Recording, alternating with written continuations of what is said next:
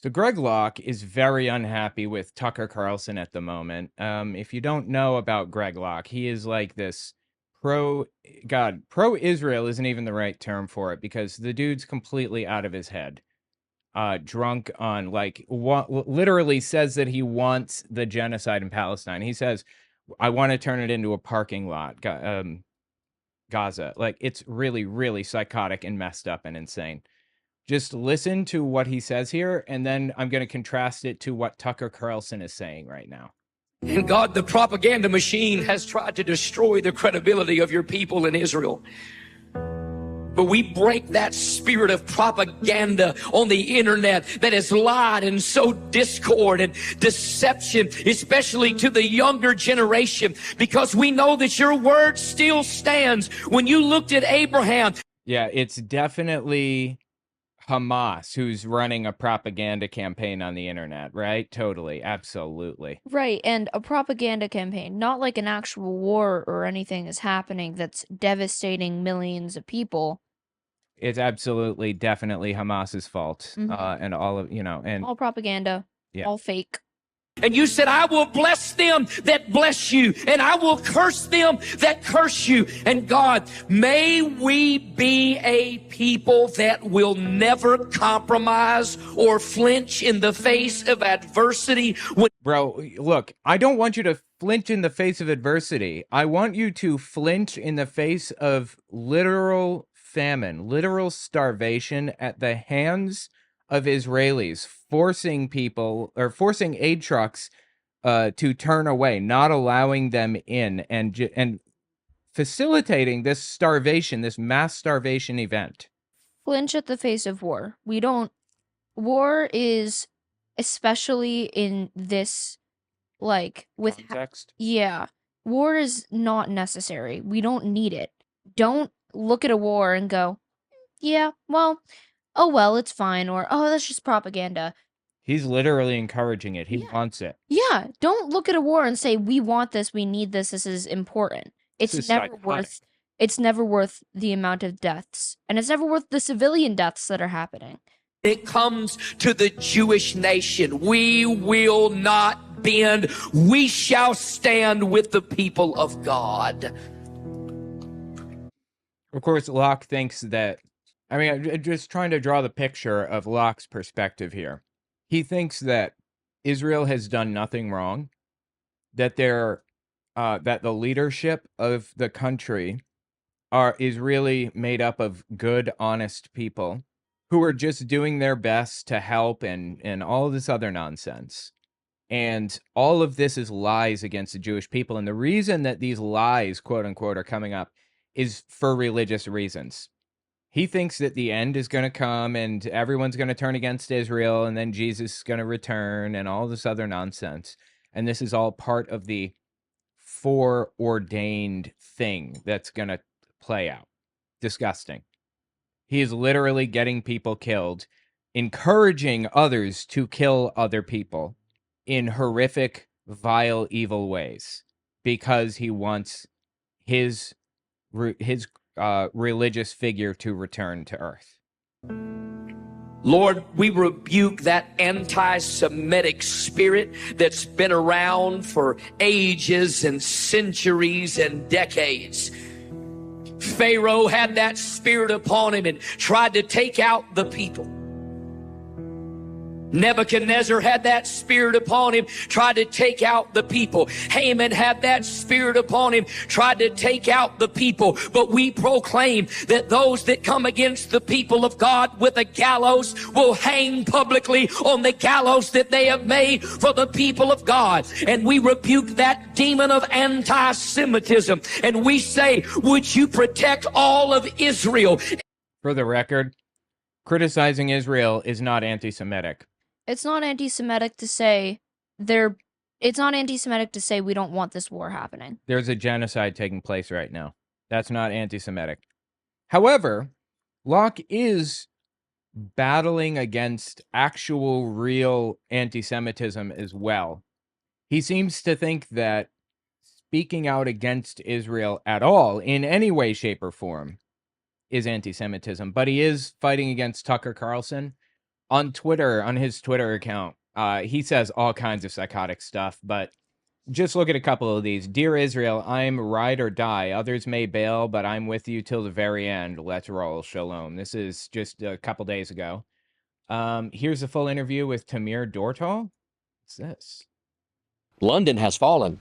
Paris has fallen. I mean, places in Germany, we were just there. Oh my, please. It's falling to Islam, and America please is getting very, very close. There are places in Texas. Okay, we're going to have to watch this, but not right now. We'll watch this on my Unfiltered channel. Keep a lookout for it. But anyway, the point is, on his Twitter account, it's all pro-Israel and anti-Tucker Carlson, believe it or not.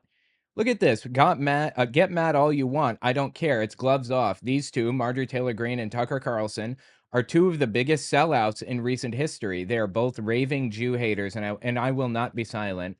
Come at me all you wish. It's go time. Wow. All right. Well, he is, he does have a point. I'll give him this. Tucker Carlson is a quote-unquote raving Jew hater, and it's not just about the war in Gaza. In fact, in my opinion, it has nothing to do with the war in Gaza. This guy just hates Jews, in all seriousness. He had this guest on the other day. Listen to this. And it started when I read a book by Diana West, who would be good if you interviewed her. And it's this all revisionist history of World War II. And you go, well, oh boy, why would you want to read that? Well, it turns out I think the story we got about World War II is all wrong. Actually. I think that's right. And then I read about FDR, and FDR's right-hand man was a Soviet spy. Certainly was. No, he wasn't. No, he was not. Right? And therefore... Confirmed. No, it's not confirmed. They're straight up lying here. I know we're only like 5 seconds into this, but Tucker Carlson is just agreeing and agreeing and agreeing. I think the history on... Yeah, you're so right. And the Soviet spy... Yep, that one too. He's a sycophant. He's a sycophant. He's always had these weird little mannerisms. We should have been... One can make the argument we should have sided with Hitler and fought Stalin. Are you real right now? Sorry? We should have sided with Hitler. That's where Tucker Carlson is, okay? I'm telling you, Tucker Carlson's opposition to Israel is not about Gaza. It was never about Gaza. I don't even know that he even pretends it's about Gaza. It was always about hating Jews. It's wild. We should have been... One can make the argument we should have sided with Hitler and fought Stalin. Patton said that, so... I'm sorry. I don't believe you. I don't believe you. After that bit where you literally said that FDR's aide was a Russian spy and you just flat out lied, I'm having trouble believing a word out of your mouth, but okay. And maybe there wouldn't have been a Holocaust, right? But Stalin was awful by any metric, and I'm sorry. How would there not have been a Holocaust if we had sided with Hitler? I'm trying to connect 2 and 2 here. What are you talking about? The Holocaust had already started. Hitler started it. What? I guess there's a difference between the Holocaust and World War II, right? And I don't know if this is the distinction he's trying to make, but World War II was where Hitler tried to invade Czechoslovakia and France and all the other places. Right. And the Holocaust is where he actually set up the death camps and actually tried to literally set out to exterminate a bunch of people, as opposed to setting up work camps and stuff, right? And so this guy, I'm not sure. I think the Holocaust started, the first death camps started in 1933. They had these vans. They weren't camps, but they had vans that they would pipe the exhaust into the window and seal it off and lock people inside. And time how long it would take them to die. The answer is about 20 minutes, if you were curious. So anyway, the Holocaust, I guess it had been going on for a long time, since 33, really. But the systematic destruction actually really started in 1940, 41. I think it hit its peak in 42, maybe. I don't remember exactly, but one more time, what this guy say? Sided with Hitler and fought Stalin. Patton said that, so... And maybe there wouldn't have been a Holocaust, right? Again, that started in 33, and we didn't go to war with Germany until, I think, 41. So I don't know what he's even smoking here. Holocaust, right? But Stalin was awful by any metric, and Sure, yes, absolutely, 100% agree. we weren't his ally. The story is that there were a few missing American soldiers at the end of World War II in Russian territory. No. 15 to 20,000 were missing. And Oh, so there were a few, and you are revising history to claim that it was a lot higher of a number than it actually was. Is that what you're telling me? Stalin was an absolutely awful person. He was our ally, though, in taking down Hitler. I don't know how you can see it any differently than that. That's literally what happened. we left them there. And then you read about Pearl Harbor. We all sort of know the Pearl Harbor stories now, what we're told, but Yes, it was. I dug into that, and you find out we knew to the morning that Pearl Harbor was going to get to. No, we didn't. However, some kind of war event was inevitable, and it was made inevitable when we basically cut Japan off from fuel. They had the choice of either going to war with the United States or going to war with Russia. And Russia was a lot more, like, they were a lot more involved already, and they didn't really want to, like, start anything with Russia. So they started something with the United States. What he's referring to might be that the Japanese tried to warn us before they hit Pearl Harbor because they viewed it as honorable, but the warning didn't actually make its way there. And one of the generals considered not launching the attack on Pearl Harbor because he felt it was dishonorable to attack without warning, but chose to do it anyway. And then after Pearl Harbor, he said, "I fear that we've just woken a sleeping beast." And he was correct. The United States moving in on World War II was the tipping point. It was the thing that really flipped it. It flipped the script. Germany could have taken Europe, and Japan could have taken China and that whole area together if they hadn't brought America into it, most likely. So, Do you think history would have been significantly different had they waited and not attacked? Had they waited for the warning and not whatever? if you mean if they hadn't done Pearl Harbor? Yeah, if Japan had, like, because of the message not making it, the warning not making it to America. Yeah, I do, because Pearl Harbor was like a 9/11 event.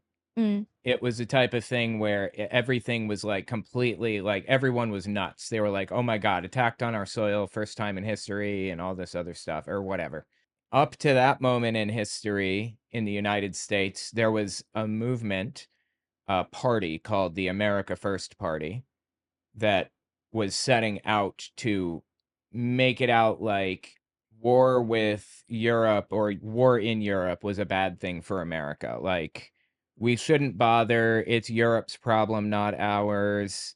And the leaders of this movement were explicitly openly Nazi, as open as they could be without facing like treason, accusations or whatever. And their entire goal was to prevent America from being involved in World War II, to give Hitler an edge in the war. So if we hadn't gotten, like, if our culture had not been so completely polarized against, Japan and the Axis powers, basically, through Pearl Harbor, then I absolutely believe that we would not have gotten involved in World War II. And I absolutely believe that Hitler would have won if that were the case. What would the Earth be like if Hitler had won right now? I think that there would probably, I wrote a book about this, Was Hitler an Atheist? I know a lot about this subject. I'm just thinking for a second. Check it out on Amazon and Audible if you're interested. It's a really good book. I read it during my AP World History class. Yeah, so I think Hitler didn't actually have any open intentions of invading America. He expressed an interest in invading at some point if he could manage it, but I don't think he ever saw that as a possibility or a reality. And for example, he took his mom in 1906, I think, died of cancer, and his doctor that took care of her was Jewish. And Hitler basically got the doctor on a plane or whatever, on a boat, and sent him to America for safety. saved the guy because the guy saved his mom. So Hitler believed that America was probably safe from Nazi influence for the most part. I think that Europe probably would be very far right wing, but fascist dictatorships don't tend to last very long usually, with the exception of some, like North Korea, for example. I think it would have collapsed eventually, and I don't think it would have taken that long. Fascism is an emotion-driven, contradictory ideology that is built around hate rather than functionality. And as a result, it always collapses in on itself. When you actually get into these situations where you have to, manage these court cases or you have to run the country or whatever, you stop seeing in blacks and whites and start to see nuance in every situation. Like, it's the same reason why Supreme Court justices move to the left when they join the Supreme Court, because they stop seeing in blacks and whites and they start seeing nuance. So I think that he would have taken over Europe, but it would have collapsed shortly after, in my opinion. And also, he would be, he'd be dead by now because it was a long time ago, and he didn't really have anyone who could have taken control in the same way Trump doesn't have anyone to take control of MAGA.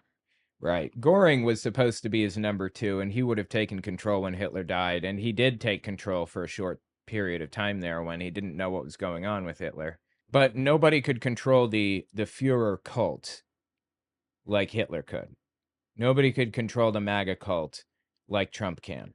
So after Hitler died, I think that there's probably enough energy and enough framework already in place with the SS and the Proud Boy. I'm sorry, got the brown shirts, not the Proud Boys. Same thing, I guess.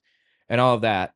There's already enough framework in place that they probably would have attached to somebody new in Hitler's case, but it wouldn't have had the same power because Hitler was a very charismatic figure. He was a messianic figure like Donald Trump is, identical. And he was very loved. He was, as they say about Donald Trump, he was a very nice guy in person, charming, self-deprecating jokes, just funny, that kind of person. People just loved the guy in ways that they just didn't love Goring, or that they just don't love Vance. So anyway, there's the answer. Stalin knew it was going to be attacked. He wanted us to take the Japanese off his flank. And FDR's right-hand man was okay with that because he was a Soviet spy. He was not a Soviet spy. Right?